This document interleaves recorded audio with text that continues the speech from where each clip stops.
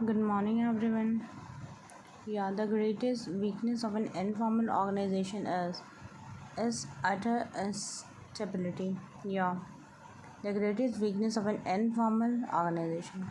Weakness क्या है किसी ऑर्गेनाइजेशन? utter instability. Instability मतलब स्टेबिलिटी नहीं है, इंस्टेबिलिटी है वहाँ पर, स्टेबल नहीं है. Henry Fayol just a second यार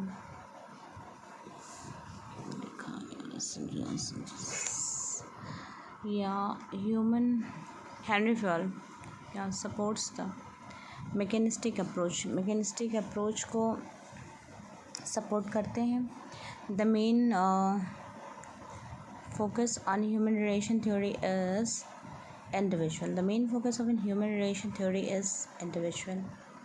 Theory is formulation of universal principle of organization. ये classical theory है. Theory of formulation of universal principle of organization, classical theory. A letter of credit is an importer is obtained by an importer. Letter of credit. You are the manager of the firm. Which of the following activity do you initiate first? Planning. पहली activity जो होगी वो planning. पहले भी आप कोई भी चीज़ को करने जाएंगे तो आप पहले प्लानिंग बनाएंगे कि किस तरह से आपको करनी है वो चीज़ें. किसी भी ऑर्गेनाइजेशन में, फर्म्स, कोई भी कंपनी है, तो सबसे पहले आप क्या करेंगे?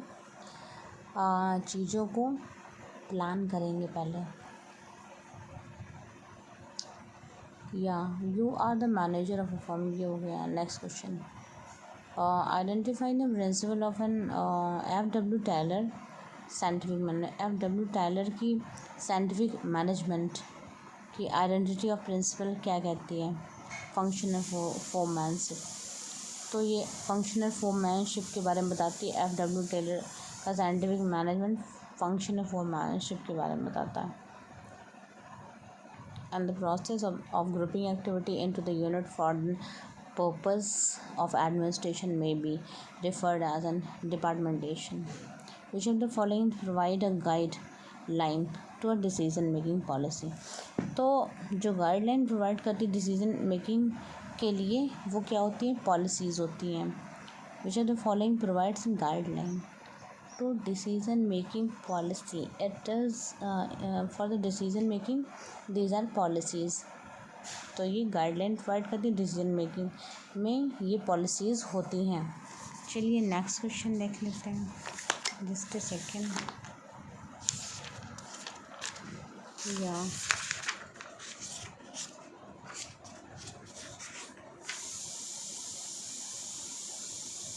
Grapevine is a type of informal communication.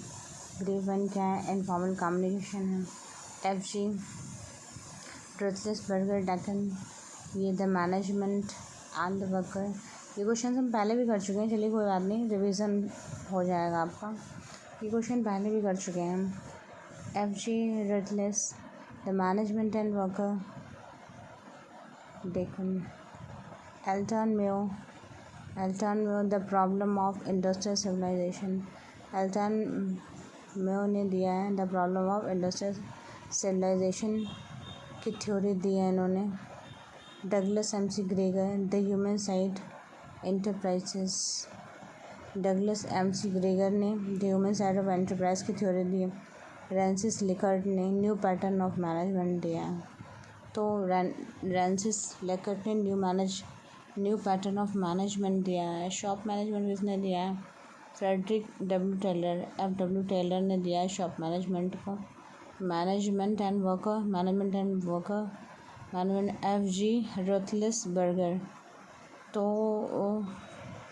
कौन सा है ये? या management and worker F.G. Roethlisberger. Social problem of industrial and civilization, ये एल्टन मेयो ने दिया है. Human side of enterprises Douglas M.C. Gregor. Human side of enterprises, side को डिनोट कर लेंगे डगलस से. ये कंक्लूज़न है कि कैसे आप रिलेट करते हैं चीज़ों को. ह्यूमन साइड तो डगलस MC ग्रेगर, फाइन। चलिए कुछ और क्वेश्चंस देख लेते हैं। या Max Weber emphasize in rule and regulation, Max Weber ने एम्फेसाइज किया रूल्स और रेगुलेशन के लिए Chester Barnard increase productivity through the efficiency in production. Chester Bernard increased productivity through the efficiency in production. ह्यूगो मंसबर्ग ने सिस्टम अप्रोच मैनेजमेंट को दिया है। ह्यूगो मंसबर्ग ने सिस्टम अप्रोच मैनेजमेंट को दिया है। मैक्स वेबर ने emphasis in rules and regulation को दिया। चेस्टर बर्नार्ड ने increase in productivity through the efficiency in production. अब देख लेते हैं स्टाफ एग्जीक्यूटिव, ये एडवाइजरी फंक्शन है, डायरेक्टिंग गाइडिंग फंक्शन है, और ये लाइन एग्जीक्यूटिव मैनेजरियल अथॉरिटी है, और staffing man power development, staffing man power, staff का मतलब है कि मैन पावर है इसका मतलब। आई होप कि आपको समझ में आ रही होंगी चीज़ें अच्छे से। तो नेक्स्ट देख लेते हैं 1 फर्स्ट 2nd 4th। या थैंक यू।